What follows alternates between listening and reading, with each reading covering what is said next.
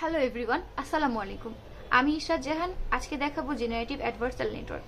এটা কিভাবে কাজ করে, আসলে জ্ঞান জিনিসটা কি। জ্ঞান জিনিসটা হচ্ছে আমাদের কাছে যখন একটা রিয়েল ইমেজ থাকে, সেই ইমেজটার মতো যদি আমাদের আরো অনেকগুলো ইমেজের প্রয়োজন হয়, তখন তো আর হুট করে আমরা কোনো জায়গা থেকে ইমেজ পাই না। তখন আমরা কি করি, ইমেজ ক্রিয়েট করে নিই। ওই ইমেজটার কাছাকাছি কোনো ইমেজ ক্রিয়েট করি যেন আমরা অনেকগুলো ইমেজ পাই। অর্থাৎ আমাদের যদি ডেটা সেটটাকে অনেক বড় করার প্রয়োজন হয়, অর্থাৎ অনেক ইমেজের প্রয়োজন হয়, তখন আমরা জ্ঞান অ্যাপ্লাই করতে পারি। এটাকে অ্যাপ্লাই করলে ওই ডেটা সেটে যে ইমেজগুলো আছে ওই ইমেজের মতো আর অনেকগুলো ইমেজ ক্রিয়েট হয়। অর্থাৎ সেম না হোক, কাছাকাছি কোনো ইমেজ ক্রিয়েট হয়। সেম টু সেম হলে তো আর আমার লাভ নেই। ওটার মতো কাছাকাছি একটা ইমেজ ক্রিয়েট হয় যেন আমি সেখান থেকে মেশিনকে আরো ভালোভাবে প্রেডিক্ট করাতে পারি, ট্রেনিং করাতে সুবিধা হয়। অর্থাৎ স্মল ডেটা সেটের জন্য এটা অ্যাপ্লাই করলে আমরা আরো অনেকগুলো ইমেজ ডেটা সেট মানে ইমেজ জেনারেট করতে পারবো। অর্থাৎ স্মল ইমেজ ডেটা সেটের জন্য জ্ঞানটা খুবই উপকারী। তো জ্ঞানের দুইটা অংশ আছে, একটা হচ্ছে জেনারেটর আর একটা হচ্ছে ডিসক্রিমিনেটর। জেনারেটরটা কি করে, এটা হচ্ছে একটা র্যান্ডম ইনপুট গ্রহণ করে, দেন সেখান থেকে একটা ফেক ইমেজ ক্রিয়েট করে। আর ডিসক্রিমিনেটরটা কি, এটা হচ্ছে রিয়েল ইমেজ এবং ফেক ইমেজের মধ্যে যাচাই করে যে আসলে কোন ইমেজটা রিয়েল এবং কোন ইমেজটা ফেক। তো এটা হচ্ছে ডিসক্রিমিনেটর এবং জেনারেটর একটা বেসিক জিনিস। তো এখন দেখি এই দুটো আসলে কিভাবে কাজ করে।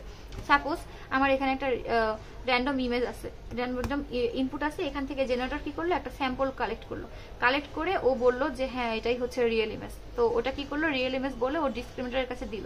তো ডিসক্রিমিনেটর কি করলো, এটা চেক করলো, চেক করে বললো যে না তোমার এটা তো নকল, তুমি তো ভুল ইমেজ দিছো। তখন ও কি করবে, তখন জেনারেটরটা লস করবে। লস করে কি হবে, ব্যাক প্রপাগেশন হবে। অর্থাৎ ওই ইমেজটা ও জেনারেটরের কাছে আবার ফেরত দিয়ে দেবে যে না তোমার ইমেজটা ফেক, আমি এটা গ্রহণ করবো না। তখন জেনারেটর কি করবে, ও আবার ইমেজটা তৈরি করবে। আর ওই স্যাম্পলটা থেকেও বেটার একটা ইমেজ তৈরি করে ও আবার একটা জিনিস ডিসক্রিমিনেটরের কাছে দিবে। ডিসক্রিমিনেটর যদি বলে যে না এবারও হয় নাই, তো আবার ব্যাক প্রপাগেশন হবে। এভাবে করে চলতে থাকবে। তো গেল, এটা হচ্ছে ডিসক্রিমিনেটরের কাজ। এখন একটা রিয়েল ইমেজ থেকে জেনারেটর কি করলো, একটা স্যাম্পল তৈরি করে ডিসক্রিমিনেটরকে পাঠালো। পাঠিয়ে বললো যে এটা হচ্ছে আমি তৈরি করছি, তুমি দেখো এটাই হচ্ছে রিয়েল ইমেজ।